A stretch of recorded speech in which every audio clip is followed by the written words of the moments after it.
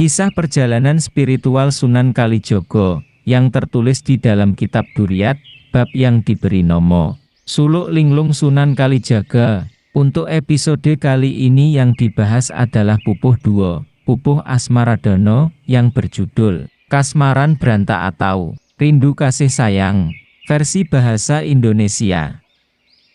Selamat menyaksikan, semoga bermanfaat. Salam Karirin KT Official, Ramadan 2022. Episode 2, bercerita tentang Sunan Kalijaga yang berguru kepada Sunan Bonang, serta berisi tentang wejangan-wejangan atau petunjuk-petunjuk yang diterimanya dari Sunan Bonang. Penulis sangat tertarik akan cerita yang ia dengar pada zaman dulu. Ada sebuah kisah, Kanjeng Sunan Kalijaga ketika mencari hakikat hidup, berguru kepada orang yang tinggi ilmunya, yang suka bersunyi diri di desa Benang. Sunan Kalijaga berguru menuntut ilmu sudah cukup lama, namun merasa belum mendapat manfaat yang nyata. Rasanya cuma penderitaan yang didapat, sebab hanya disuruh memperbanyak bertapa oleh Kanjeng Sunan Bonang. Beliau diperintahkan bertapa menunggui pohon gurda, dan tidak diperbolehkan meninggalkan tempat. Berada di tengah hutan belantara, tempat tumbuhnya pohon gurda yang banyak sekali, dengan tenggang waktu setahun lamanya, kemudian disuruh ngaluat ditanam di tengah hutan. Setahun kemudian dibongkar oleh Kanjeng Sunan Bonang. Kemudian diperintahkan pindah untuk menjalankan laku tafakur di tepi sungai. Inilah laku yang nantinya beralih menjadi nama sebutannya, yaitu Kalijaga, yang memiliki arti menjogo kali atau menjogo sungai. Laku ini memiliki aturan dalam setahun tidak boleh tidur ataupun makan. Lalu selama menjalankan tafakur, Sunan Kalijaga ditinggal ke Mekah oleh Sunan Bonang. Ketika sudah genap setahun, Syekh Melayo alias Sunan Kalijaga ditengok dan ditemui oleh Sunan Benang, masih dalam posisi laku tafakur.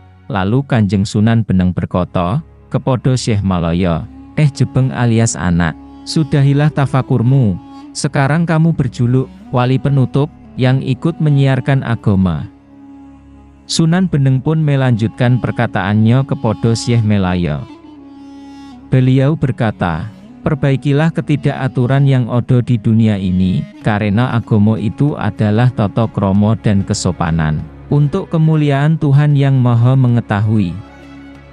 Berpeganglah kepada syariat, serta segala ketentuan iman hidayat, karena hidayat itu dari Tuhan Allah, yang Maha Agung, yang sangat besar kanugrahannya. Kanugrahan Tuhan Allah itu meliputi dan menimbulkan keluhuran budi. Adapun kekuasaannya, menumbuhkan kekuatan luar biasa dan menumbuhkan keberanian, serta meliputi segala kebutuhan perang. Yang demikian itu tidak lain adalah anugerah yang besar, paling utama dari segala yang utama. Keutamaan itu ibarat bayi, siapapun ingin memeliharanya, barang siapa yang mencukupi bayi, menguasai pula terhadap dirimu, tapi kamu tak punya hak menentukan. Karena kau ini juga yang menentukan Tuhan Allah yang Maha Agung. Karena itu mantapkanlah hatimu dalam pasrah diri padanya. Lalu Syekh Melayo berkata pelan, sungguh, hamba sangat berterima kasih. Semua nasihat akan kami junjung tinggi, tapi hamba memohon kepada guru, mohon agar sekalian dijelaskan tentang maksud sebenarnya dari sukma luhur atau nyawa yang berderajat tinggi, yang tadi diberi istilah iman hidayat.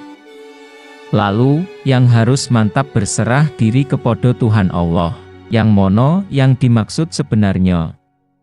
Hamba mohon penjelasan yang sejelas-jelasnya, kalau hanya ucapan semata, hamba pun mampu mengucapkannya, tapi kalau menemui kesalahan, hamba ibarat asap beloko, tanpa guna menjalankan semua yang kukerjakan.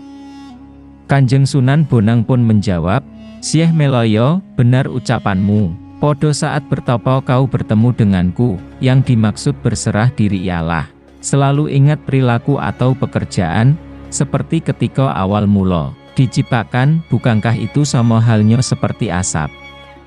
Itu tadi seperti hidayat wening atau petunjuk yang jernih, serupa dengan iman hidayat, apakah itu nampak dengan sebenarnya. Namun ketahuilah itu semua tidak dapat diduga sebelumnya dan sesudahnya, sekalipun kau gunakan dengan mata kepala. Sunan Bonang melanjutkan wejangannya, aku ini juga sepertimu, ingin juga mengetahuinya tentang hidayat yang sejelas-jelasnya, tapi aku belum mempunyai kepandaian untuk meraihnya. Meraih kejelasan tentang hidayat, hanya keterangan yang saya percayai, karena keterangan ini berasal dari sabda Tuhan Allah.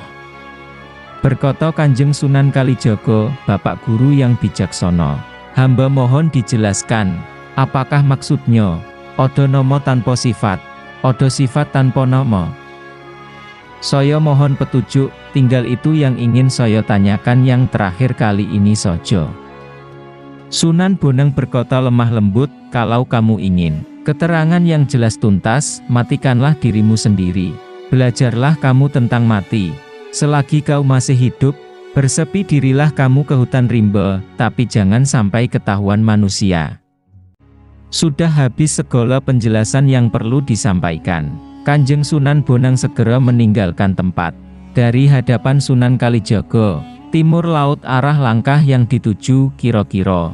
Baru beberapa langkah berlalu, Syekh Melaya ikut meninggalkan tempat itu, masuk hutan belantara. Untuk menjalankan laku kijang, berbaur dengan kijang menjangan. Bila mono ingin tidur, ia mengikuti coro tidur terbalik, seperti tidurnya kijang. Kalau pergi mencari makan, mengikuti, seperti caranya anak kijang.